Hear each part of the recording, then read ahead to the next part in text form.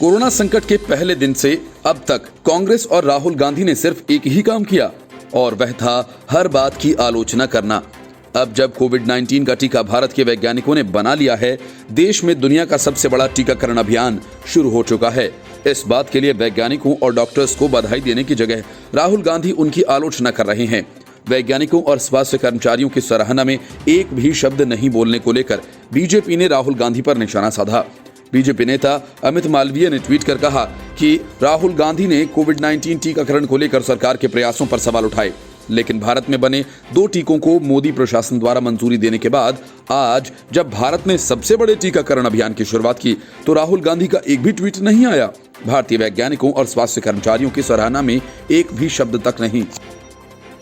प्रधानमंत्री नरेंद्र मोदी ने कोविड-19 के खिलाफ भारत में विश्व के सबसे बड़े टीकाकरण अभियान की शुरुआत की और देश को आश्वस्त किया कि वैज्ञानिकों और विशेषज्ञों ने भारत में बने टीकों के प्रभाव से संतुष्ट होने के बाद ही उनके उपयोग की अनुमति दी है।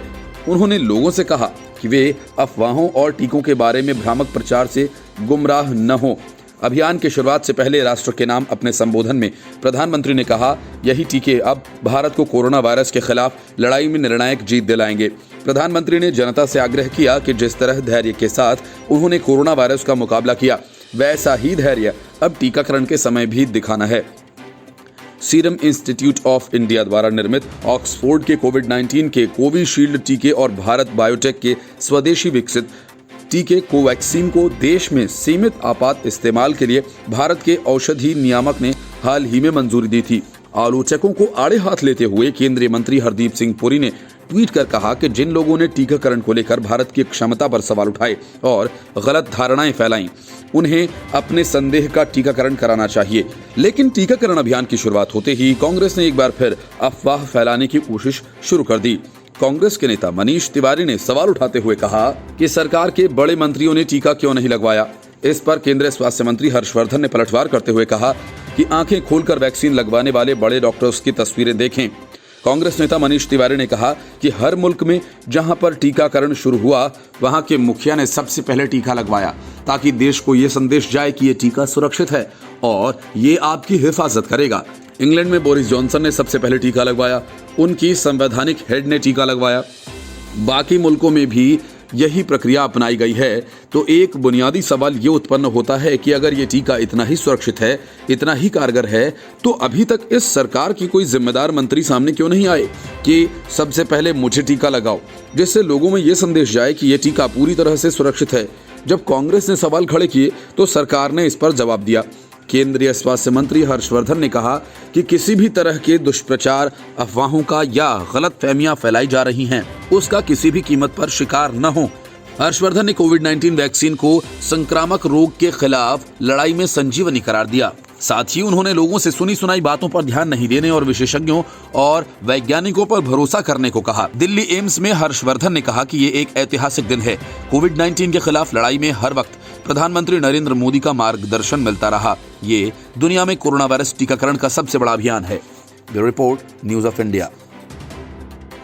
दिल्ली की सीमाओं पर पिछले 1 महीने से अधिक दिनों से प्रदर्शन कर रहे किसानों के बीच खालिस्तानी समर्थकों ने इतनी पैठ बना ली है कि एक तरह से पूरा आंदोलन उनके कब्जे में हो चला है। सुरक्षा एजेंसीज की नजर उन लोगों पर है जिनके संबंध सिख फॉर जस्टिस जैसे संगठन से है।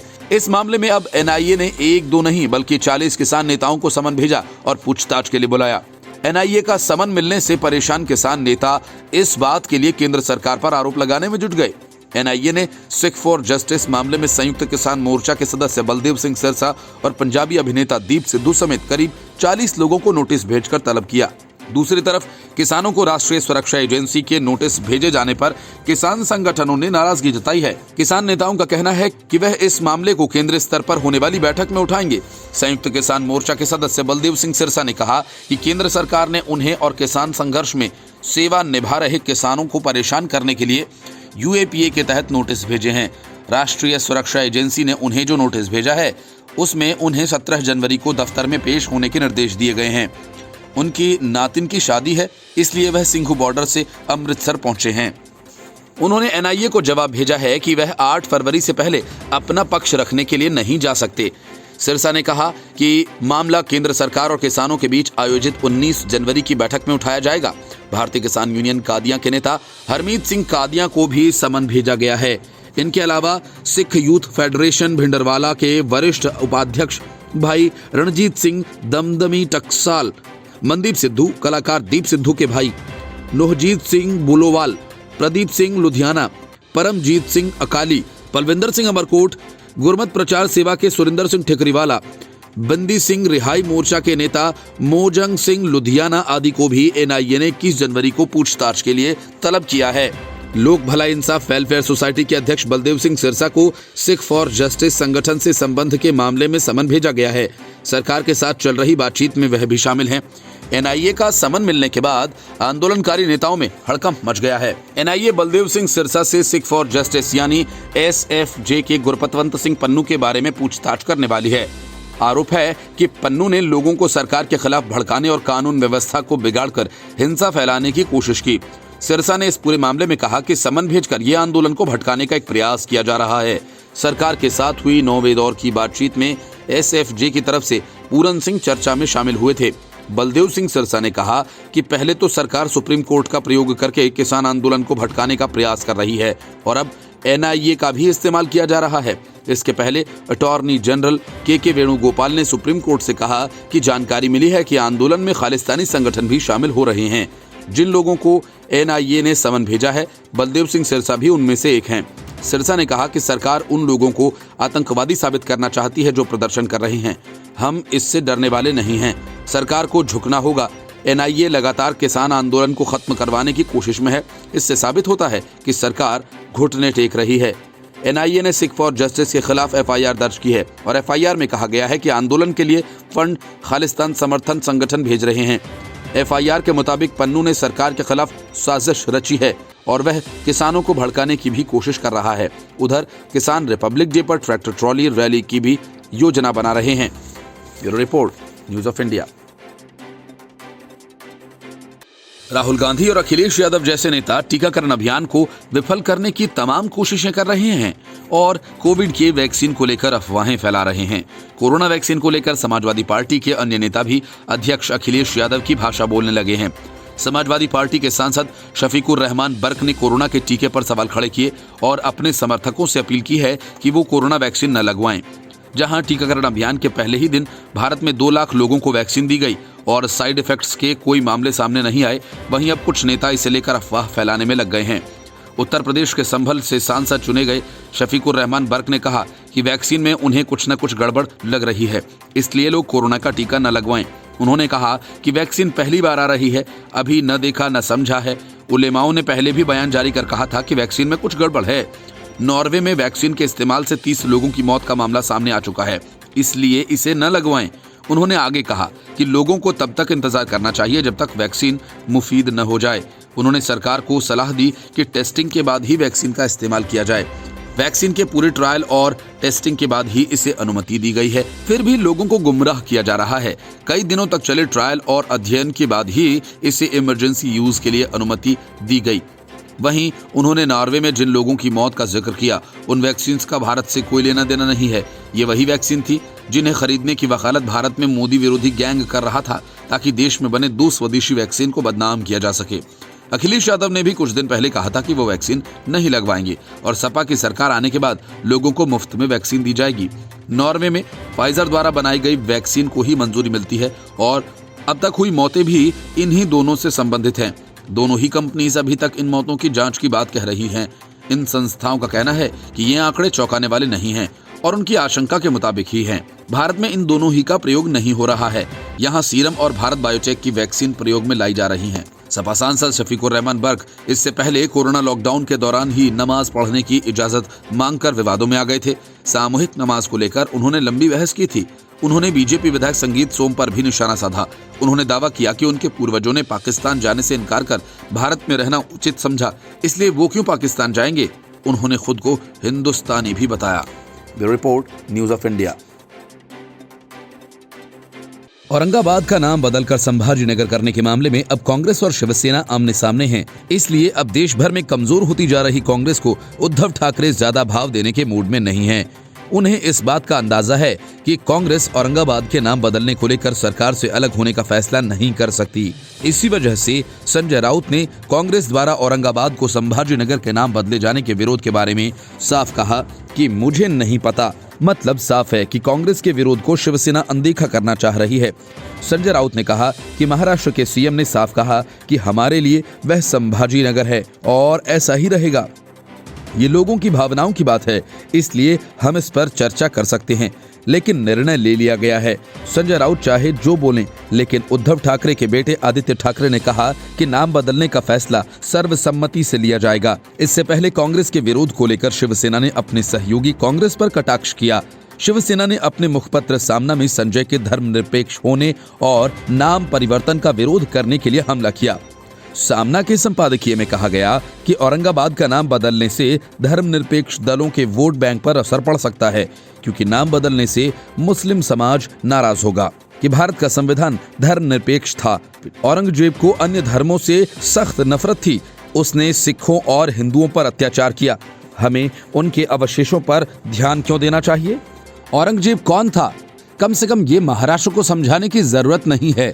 इसलिए एक सच्चे मराठी और कट्टर हिंदू व्यक्ति को औरंगजेब से लगाव होने का कोई कारण नहीं है। सामना में लिखा गया कि औरंगाबाद का नाम बदलकर संभाजी नगर करने को लेकर एक राजनीतिक विवाद छिड़ गया है। कांग्रेस जैसी सेक्युलर पार्टियां औरंगाबाद को संभाजी नगर का नाम देने के पक्ष में नहीं हैं।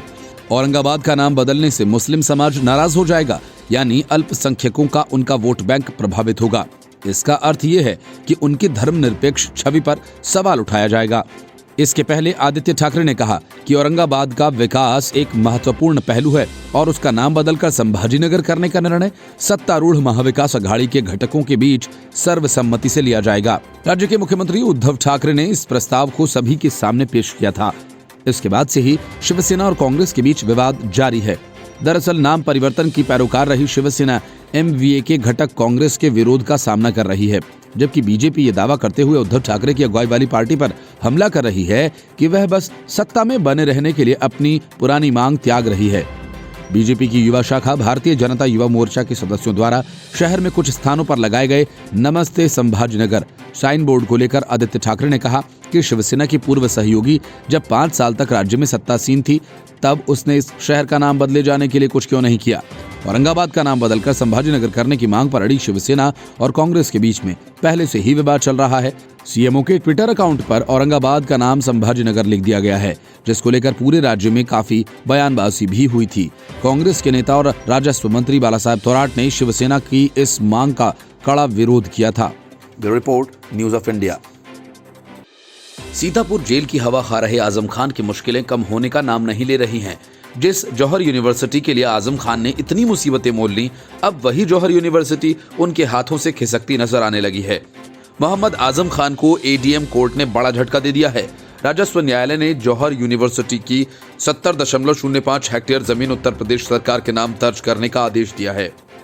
ये जमीन अभी तक आजम खान की जौहर ट्रस्ट के नाम पर थी। आजम खान मोहम्मद अली जौहर यूनिवर्सिटी ट्रस्ट के अध्यक्ष हैं। ट्रस्ट ने शासन से 12.5 एकड़ जमीन खरीदने की अनुमति ली थी, लेकिन नियमों की अनदेखी करते हुए ट्रस्ट ने करीब 70 हेक्टेयर से ज्यादा जमीन खरीद ली। आरोप है कि इस दौरान जमीनों पर अवैध कब्जे भी किए गए और सरकारी नियमों में फेरबदल किया गया, जिसके मद्देनजर एडीएम जेपी गुप्ता की कोर्ट ने यह फैसला सुनाया। एडीएम कोर्ट के इस फैसले के बाद 12.5 एकड़ जमीन तो यूनिवर्सिटी के पास रहेगी, लेकिन करीब 173 एकड़ जमीन राज्य सरकार के नाम दर्ज की जाएगी। 1 साल पहले इस मामले की शिकायत बीजेपी लघु उद्योग प्रकोष्ठ के पश्चिमी उत्तर प्रदेश संयोजक आकाश सक्सेना द्वारा की गई थी। अतिरिक्त जिला सरकारी वकील अजय तिवारी ने कहा कि ट्रस्ट ने सरकारी आदेश का उल्लंघन किया है, जिसमें उन्हें सिर्फ इस शर्त के आधार पर 12 एकड़ से अधिक जमीन की खरीद की अनुमति दी गई थी कि उन्हें सरकार द्वारा निर्धारित नियमों का पालन करना होगा। एडीडीसी ने कहा कि अदालत ने इससे पहले सीतापुर जेल में बंद ट्रस्ट के अध्यक्ष आजम खान को नोटिस और समन जारी किया था, जिसे उन्होंने स्वीकार करने से इनकार कर दिया। कोर्ट ने अपने आदेश में सूचित किया था कि ट्रस्ट अनुसूचित जाति जनजाति श्रेणी के लोगों से संबंधित जमीन को नहीं खरीद सकेगा और न ही इनके द्वारा नदी के किनारे या इसके आसपास के क्षेत्रों पर ग्राम समाज भूमि या चक सड़क से संबंधित भूमि को खरीदा जा सकेगा। इसके बावजूद आजम खान ने कोर्ट की बातों को अनदेखा कर शर्तों के साथ साथ उत्तर प्रदेश राजस्व अधिनियम की धाराओं का भी उल्लंघन किया। कोर्ट से आदेश लेते वक्त ट्रस्ट द्वारा तब कहा गया था कि वह गरीबों की मदद के लिए चैरिटी का काम भी करेगी, साथ ही ट्रस्ट गरीब बच्चों को मुफ्त में शिक्षा भी दिलाएगी। लेकिन जांच के दौरान ये सामने आया कि ट्रस्ट द्वारा जमीन पर जौहर विश्वविद्यालय का कार्य तो जोर शोर से चल रहा है, लेकिन ट्रस्ट द्वारा किए गए बाकी सारे वादे हवाई हैं। पिछले 10 सालों में ट्रस्ट ने कोई चैरिटी का काम नहीं किया। इसे देखते हुए शिकायतकर्ता की मांग की थी कि यूनिवर्सिटी को सरकार द्वारा टेक ओवर कर लेना चाहिए। उल्लेखनीय है कि 500 एकड़ की जमीन पर फैले मोहम्मद अली जौहर विश्वविद्यालय के चांसलर सपा सांसद आजम खान हैं। विश्वविद्यालय को 2006 में स्थापित किया गया था। खान के अलावा उनकी पत्नी तंजीन फातिमा और दोनों बेटे ट्रस्ट के सदस्य हैं। आजम की बड़ी बहन ट्रस्ट की कोषाध्यक्ष हैं। Bureau report, news of India.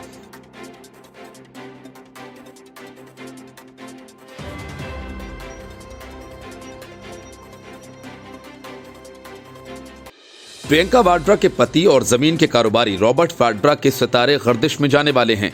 अगर ईडी को कामयाबी मिली, वाड्रा जल्द ही गिरफ्तार कर लिए जाएंगे। बेनामी संपत्ति मामले में प्रवर्तन निदेशालय यानी ईडी ने वाड्रा के खिलाफ राजस्थान हाईकोर्ट में अर्जी पेश की है। इसके बाद अब इस मामले में राजस्थान हाईकोर्ट जोधपुर ने इस पर सुनवाई करने का फैसला लिया है। ईडी ने बेनामी संपत्ति के मामले में रॉबर्ट वाड्रा और महेश नागर को हिरासत में लेकर पूछताछ करने की इजाजत कोर्ट से मांगी है। इस याचिका को लेकर अब कोर्ट सोमवार को सुनवाई करेगा। इसके तहत जहां एएसजी राजदीप रस्तोगी वीसी के जरिए और भानु प्रताप बोहरा ईडी का पक्ष रखेंगे, वहीं सुप्रीम कोर्ट के वरिष्ठ अधिवक्ता केटीएस तुलसी वाड्रा का पक्ष रखेंगे। अगर हाईकोर्ट का फैसला ईडी के पक्ष में आया तो रॉबर्ट वाड्रा को ईडी बिना वक्त गंवाए हिरासत में लेकर पूछताछ करेगी, क्योंकि ईडी का कहना है कि रॉबर्ट वाड्रा जांच में सहयोग नहीं कर रहे हैं, इसलिए उनको गिरफ्तार करना जरूरी है। दरअसल 2007 में वाड्रा ने स्काईलाइट हॉस्पिटैलिटी प्राइवेट लिमिटेड के नाम से एक कंपनी की शुरुआत की थी। वह और उनकी मां मॉरीन इस कंपनी के डायरेक्टर बनाए गए। बाद में कंपनी का नाम बदलकर स्काईलाइट हॉस्पिटैलिटी लिमिटेड लायबिलिटी कर दिया गया। रजिस्ट्रेशन के वक्त बताया गया था कि ये कंपनी रेस्टोरेंट, बार और कैंटीन चलाने जैसे काम करेगी। वाड्रा की कंपनी ने 2012 में जोधपुर के कोलायत क्षेत्र में कुछ दलालों के जरिए 270 बीघा जमीन 79 लाख रुपए में खरीदी। बीकानेर में भारतीय सेना की महाजन फील्ड फायरिंग रेंज के लिए जमीन आवंटित की गई थी। यहां से विस्थापित हुए लोगों के लिए दूसरी जगह पर 1400 बीघा जमीन आवंटित की गई थी, लेकिन कुछ लोगों ने जमीन के फर्जी कागजात तैयार करवाकर वाड्रा की कंपनी को बेच दिए। बताया जा रहा है कि ये जमीन सेना की थी और इसे बेचा नहीं जा सकता था। इन लोगों के माध्यम से ही वाड्रा ने क्षेत्र के कुछ गांवों और जमीन खरीदने का प्रयास किया, लेकिन मामला आगे बढ़ नहीं पाया। फर्जी तरीके से जमीन के बेचने का मामला उजागर होने से पहले वाड्रा की कंपनी ने इस जमीन को 5 करोड़ रुपए में बेच दिया। ईडी ने इस मामले में कुछ स्थानीय अधिकारियों की भूमिका भी संदिग्ध मानी है। उनकी मिलीभगत से कुछ लोगों ने जमीन के फर्जी कागजात तैयार करवाए। मनी लॉन्ड्रिंग से जुड़े इस मामले की ईडी ने जांच शुरू की थी। ईडी की पूछताछ से बचने के लिए वाड्रा लंबे अरसे से प्रयास करते रहे। कई बार समन जारी करने के बावजूद वे ईडी के सामने पेश नहीं हुए। ईडी की सख्ती पर वाड्रा ने राजस्थान हाईकोर्ट की जोधपुर स्थित मुख्य पीठ में अपील दायर कर पूछताछ पर सवालिया निशान लगाया। हाईकोर्ट ने वाड्रा को आदेश दिया कि वे 12 फरवरी को अपनी मां मैरीन के साथ ईडी के समक्ष पेश होकर उनके सवालों का जवाब दें। इसके बाद वाड्रा जयपुर में ईडी के समक्ष पेश हुए। हाईकोर्ट ने वाड्रा को आदेश दिया कि वे 12 फरवरी को अपनी मां मॉरीन के साथ ईडी के सामने पेश हों और उनके सवालों का जवाब दें। इसके बाद वाड्रा जयपुर में ईडी के समक्ष पेश हुए थे। Bureau report, news of India.